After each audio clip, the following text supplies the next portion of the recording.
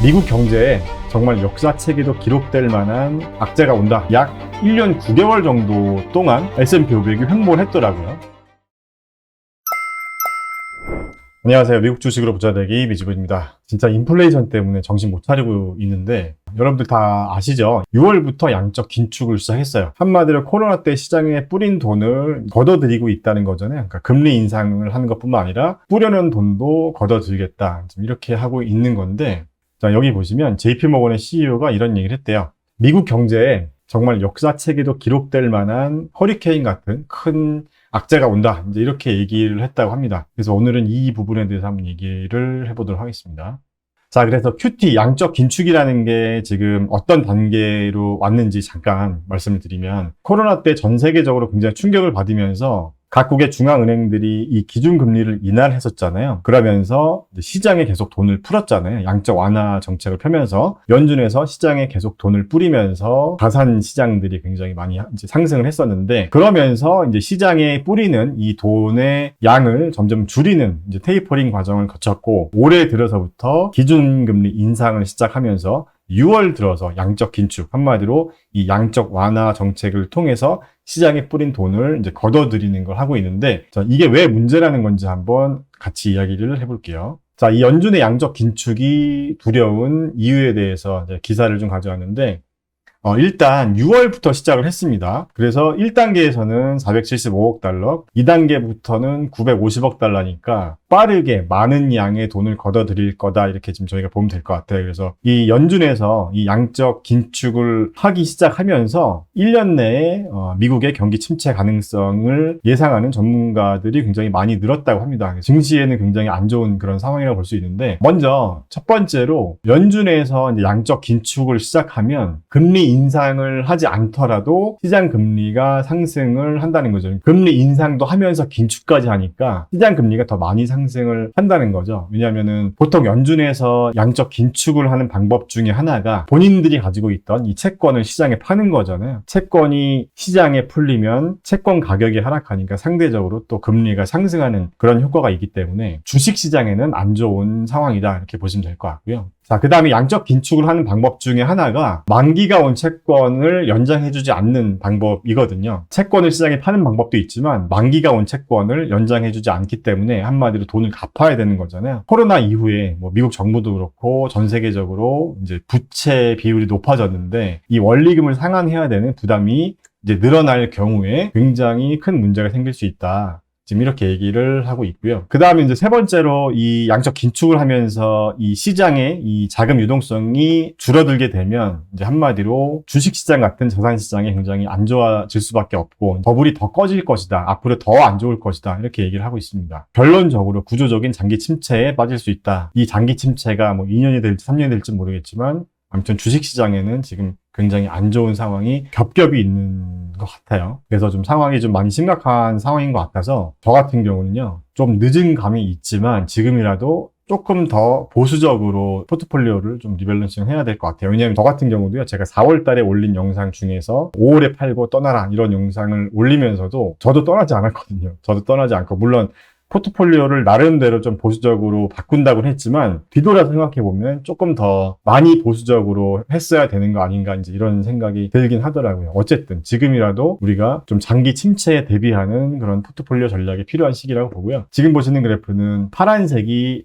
S&P 500 그래프고요. 그 다음에 오렌지색 그래프는 이제 그 기준금리의 변화입니다. 최근에 금리를 많이 올렸죠. 그 다음에 이 하늘색 그래프가 연준의 자산의 변화입니다. 그래서 이 부분을 확대해 보면 지금 조금씩 줄기 시작했어요. 연준에서 양적 긴축을 한다는 의미는 이 연준의 자산이 계속 이제 밑으로 하락한다, 이렇게 보시면 되거든요. 그런데 제가 예전에도 한번 영상에서 다뤘었지만 연준이 금리도 올리고 양적 긴축을 했던 시기가 있었죠. 바로 이 시기였거든요. 이 시기.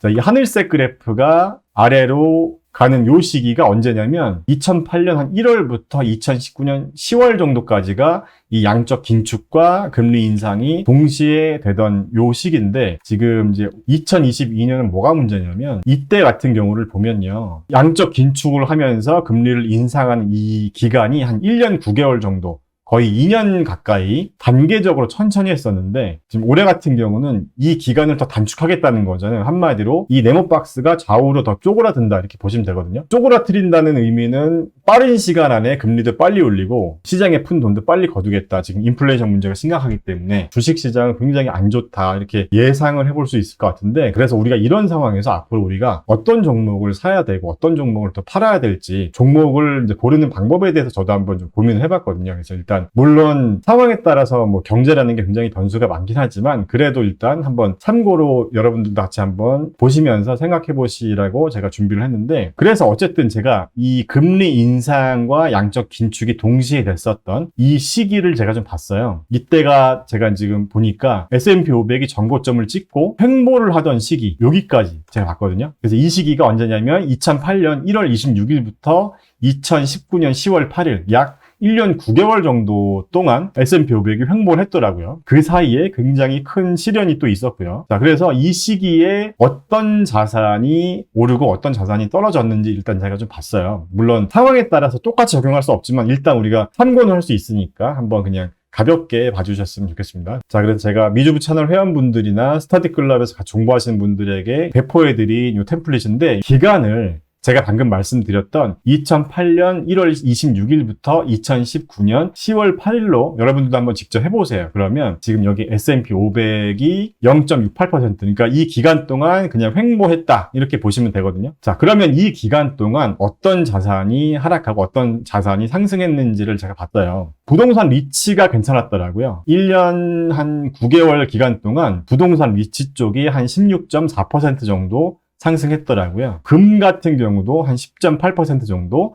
이 기간 동안 상승을 했고요. 그 다음에 이제 또 대표적인 안전자산으로 불리는 LQD, 회사채나 TLT, 미국 장기 채권도 굉장히 수익률이 좋았더라고요. 그 다음에 이제 미국 중기국채 같은 경우, IF 같은 경우도 이 1년 9개월 동안 약 9.54% 가격이 상승한 걸 확인할 수 있습니다. 그리고 좀 특이한 부분이 나스닥 같은 경우도 8.48% 정도 상승했더라고요. 그러니까 우리가 기술주 같은 경우는 워낙 성장성이 좋기 때문에 시장이 많이 빠졌을 때 계속 저점 매수를 하는 것도 굉장히 좋은 방법이 될 거라고 생각을 합니다. 자, 그래서 참고해 보시면 될 것 같고, 제가 섹터별로도 한번 봤어요. 섹터별로 1월 26일부터 10월 8일까지 제가 같은 기간 동안 어떤 자산이 오르고 어떤 자산이 하락했는지 봤더니 섹터별로 보면 유틸리티가 좋았더라고요. 유틸리티가 이 양적 긴축 시기에 25%나 상승했더라고요. 유틸리티 섹터 같은 경우는 경기 침체나 인플레이션 구간에 강한 종목이다 이렇게 말씀을 전에도 한번 드렸었는데, 그래서 유틸리티를 우리가 지금부터 유틸리티 섹터를 잡아보는 것도 인플레이션이나 양적 긴축을 대응하는 좋은 전략이 될 것 같고요. 그 다음에 제가 방금 전에 VNQ ETF, 이 리츠 쪽 괜찮았다고 말씀드렸는데, 같은 섹터 XLRE 이 부동산 쪽 섹터도 양적 긴축 기간 동안 21.7% 1년 9개월 동안 이 정도 상승했으니까 굉장히 괜찮은 수익률이잖아요. 지금 같은 분위기에선. 자, 그 다음에 이제 IT 섹터도 S&P 500보다 좋은 수익을 냈습니다. 그래서 13.8%. 그래서 이제 뭐 나스닥이나 기술주 같은 경우는 많이 빠졌을 때 계속 저가 매수를 하는 것도 좋은 전략 중에 하나다 이렇게 보시면 될 것 같고, 자, 이번에는 하락한 종목이 어떤 종목인지 봤어요. 제가 다시 앞으로 한번 돌아가서 보면 지금 하락한 자산 같은 경우는 이 원자재가 많이 하락했고요. EM 개발도상국은 일단 뭐 넘어갈게요. 일단은 전반적으로 미국에만 좀 중심 맞춰 보면 DBC 원자재 ETF가 많이 하락했습니다.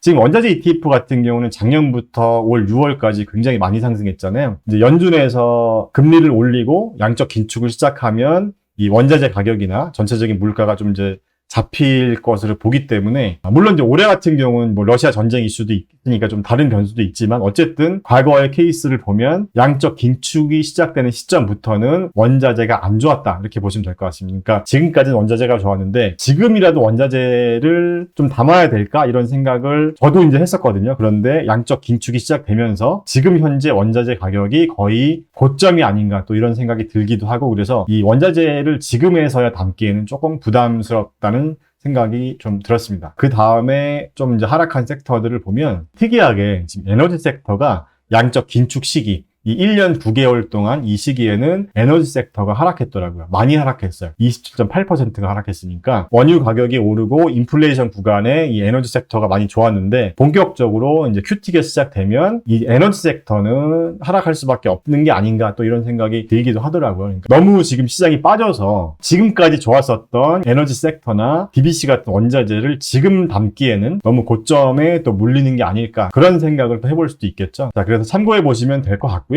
그리고 이제 이 금융 쪽 섹터, 이 XLF도 양적 긴축 기간에는 많이 하락했다 이렇게 보시면 될 것 같습니다. 자, 그래서 제가 여러분들에게 공유해 드린 이런 엑셀 템플릿은 여러분들이 궁금하신 특정 날짜나 특정 기간으로도 각 섹터별, 자산별 수익률을 이렇게 확인해 보실 수가 있기 때문에 이런 용도로 한번 활용해 보시면 될 것 같고요. 자, 그래서 결론을 한번 내보면요. 우리가 어떤 종목을 사고 어떤 종목을 사지 않는 게 좋을까 결론을 내보면 섹터들 중에서는 유틸리티 섹터를 지금부터 담아보면 괜찮지 않을까 이런 생각을 했어요. 왜냐하면 우리가 이 경기 사이클에서도 경기 침체 구간에 유틸리티가 괜찮았었고 인플레이션 구간에는 에너지가 괜찮았는데 인플레이션을 지나서 이제 경기 침체 구간이 보통 오니까 아직은 유틸리티가 이제 고점, 에너지 섹터처럼 고점으로 올라간 구간은 아니기 때문에 지금 유틸리티 섹터를 담아보는 것도 괜찮은 선택이 아닌가 또 이런 생각을 해봤고 그 다음에 이제 부동산 리츠 쪽도 지금부터 담아보는 것도 괜찮지 않을까 하는 생각을 해봤고요. 마찬가지로 이제 부동산 쪽 이 리츠, VNQ 이 ETF도 배당금도 주니까요. 괜찮은 것 같고 그 다음에 조금 이제 조심해야 될 것들은 원자재 같은 경우 지금까지 좋았지만 이제 QT가 시작되면 고점에서 좀 하락하는 그런 분위기가 되지 않을까 그런 생각이 또 들기도 하고요. 이 에너지 섹터도 마찬가지입니다. 과거에 비슷한 시기를 비춰보면 지금 와서 에너지 섹터를 뒤늦게 담는 건 고점에서 물릴 수도 있다 이런 생각을 할 수밖에 없는 게 지금도 유가를 보면 역대적으로 봐도 지금 거의 고점 구간이잖아요. 그렇기 때문에 우리가 뭐 작년 한 12월 정도에 에너지 섹터를 담았다면 모르겠지만 지금 이미 좀 고점 구간에 있다고 볼 수가 있기 때문에 그러니까 유가나 이제 인플레이션이 앞으로 이제 올라도 지금까지 상승한 것만큼은 오르지 않고 어느 정도 고점을 찍고 어느 정도 이제 하락하지 않을까 이제 이런 생각을 또 해볼 수 있는 거기 때문에 그거에 맞는 자산 배분 전략을 한번 여러분들이 짜보시면 어떨까 하는 생각을 해봅니다. 자, 영상 끝까지 시청해 주셔서 감사합니다.